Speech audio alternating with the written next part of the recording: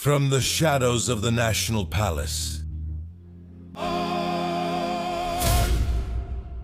to the muddy trenches of politics.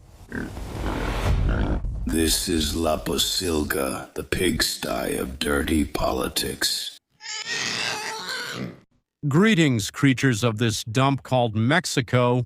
Welcome to another episode of your favorite corner of filth and unfiltered truths. I am the most hated pig, Luisa Berman. And if you were expecting me to talk about flowers and nationalist optimism today, you were wrong. From the pigsty. We're here to wallow in the mud of reality, the one our brand new administration tries to hide with sugar-coated press releases. Today I bring you a menu of high political cuisine, a dish of sovereignty with a side of orange humiliation and a pinch of we're screwed. Hold on to your underwear if you haven't already pawned them to pay for basic groceries.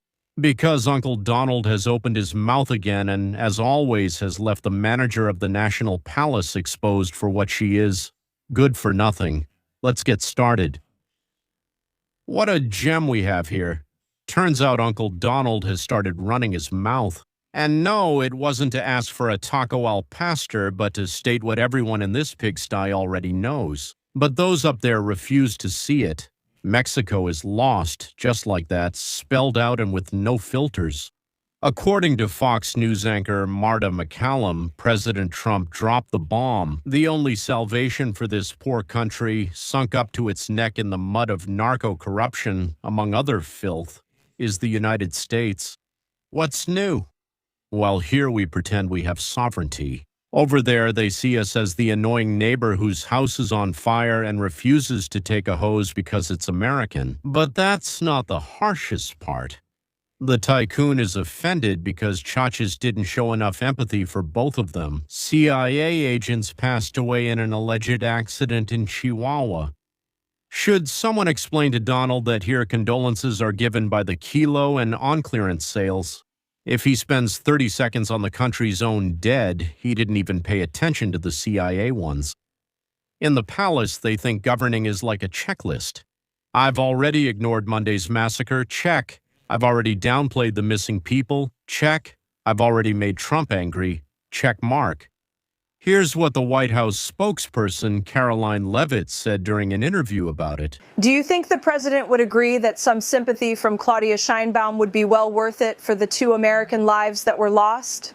Considering all that the United States of America is currently doing under this president to stop the scourge of drug trafficking through Mexico to the United States, and we have seen some cooperation from President Sheinbaum, I think the president always wants to see more cooperation when what we are doing is not only a benefit to the American people, but to her people as well, to crack down on these cartels and to remove, again, the scourge of drug and human trafficking that has flowed through Mexico for far too long and has taken far too many American lives. To quote him from earlier, he said, "Mexico is lost and the United States is Mexico's only hope." And after the blow that Trump delivered, the bastards were so shaken that even their fillings got loose. In the Senate, that sanctuary of coherence, they had no choice but to ask for a minute of silence for the American agents. But then they act scandalized, saying that sovereignty is untouchable. Make up your minds, gentlemen. Either they are guests of honor or they are invaders, but don't come at us saying nobody knew anything. Either they're blind or the order is to play dumb while the country falls apart. I'll go with the latter. Don't you love how they pretend to be clueless? The president and her super cop, the bargain bin Batman Harfouch, swear up and down that no foreign agents operate on Mexican soil. Come on, 2 CIA agents die in an operation and they want to sell us the idea that they were just tourists, probably looking for the best sotol in the region. Let's not forget that Donald Trump didn't like at all the meeting in Barcelona of Latin American presidents from the old left a few days ago, organized by Pedro Sanchez. According to him and all that bunch of lousy leftists, it was to consolidate a progressive agenda against the far right. And the fact that Claudia Sheinbaum showed up at that pointless meeting only makes the tension between the United States and Mexico even greater. Even more so now that negotiations for the USMCA have already begun. Calling them negotiations is just a way of speaking, because we all know they'll really be direct orders from Washington. Speaking of that, there's a video recorded outside the National Palace that has once again brought public attention to the negotiations between Mexico and the United States regarding the USMCA. On social media, that moment began to circulate in which users claim that the U.S. Trade Representative Jameson Greer supposedly scolded the Secretary of Economy, the jack-of-all-trades and devoted father, Marcelo Ebrard, after meeting with Claudia Sheinbaum. Poor Cholito, he always gets the short end of the stick. Here's the video, you be the judge.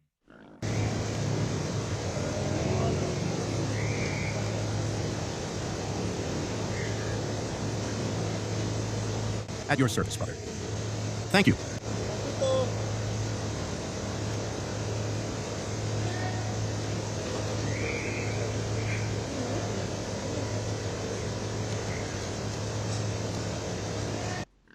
And don't think Greer came here just to have a tequila.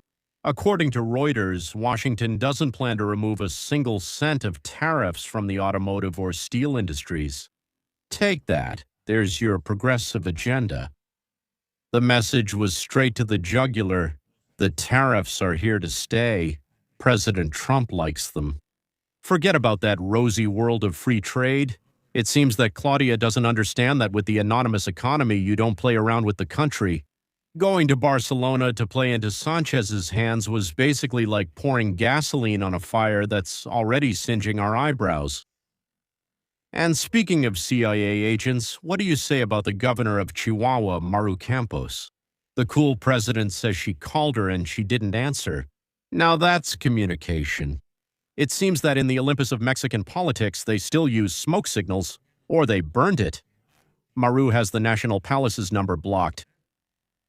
The Senate, that nest of vipers in ties, already wants to call her to account. But since they know they can't force her, they toned it down, especially because the opposition turned the tables on them. And they told them that if that's how it's going to be, then for now they would call Ruben Rocha Moya and Marina del Pilar. It seemed they no longer liked that.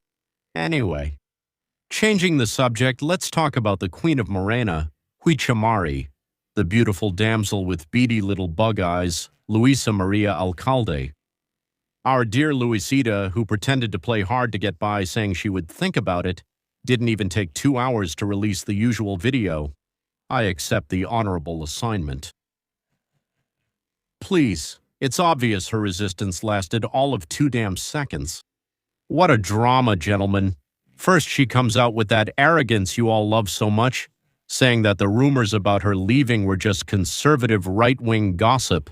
And then, boom, 3 Doritos later, it turns out the welfare maid calls her to save the country in the Presidential Legal Counsel's office, a position that has had the same political weight as a deflated balloon since Scherer left. Luisa Maria says she's not in it for the positions, but for the assignments. Translation for those who don't speak Morenista.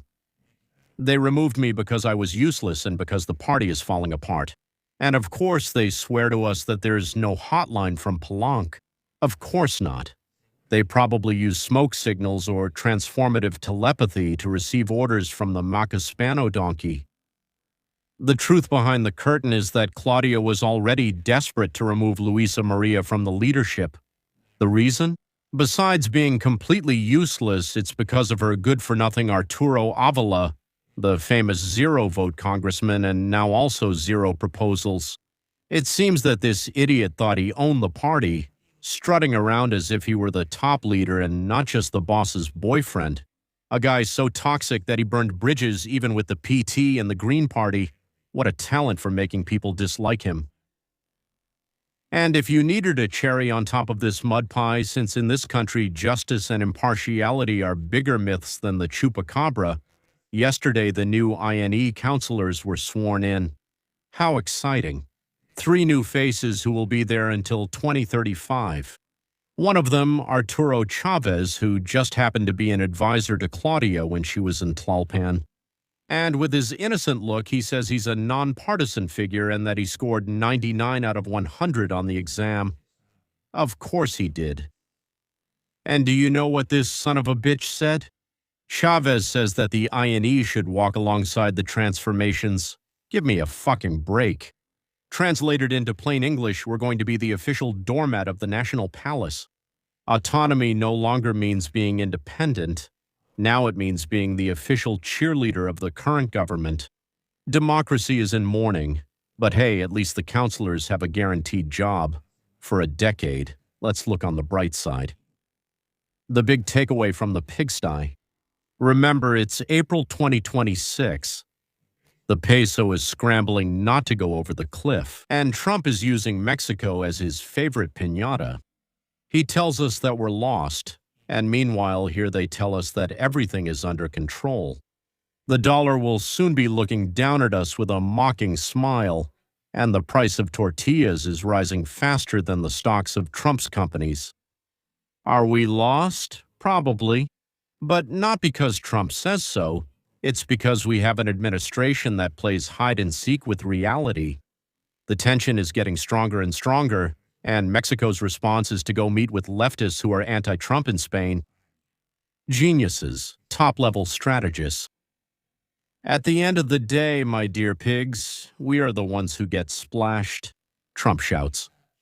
Scheinbaum stays silent, and Mexico, well, Mexico is still that place where the impossible happens every day, and where the only certainty is that tomorrow will be a little more sunk in the mud. Well, my pigs, that's how things are. A country that Trump considers lost, a party leadership that looks like a couple's reality show, and an INE that cynically admits it completely belongs to the party in power anyway. I'm out of here because I've had enough of this crap for today. Even I'm getting nauseous from the stench of cynicism. Go wallow for a while. Keep believing that change is just around the corner.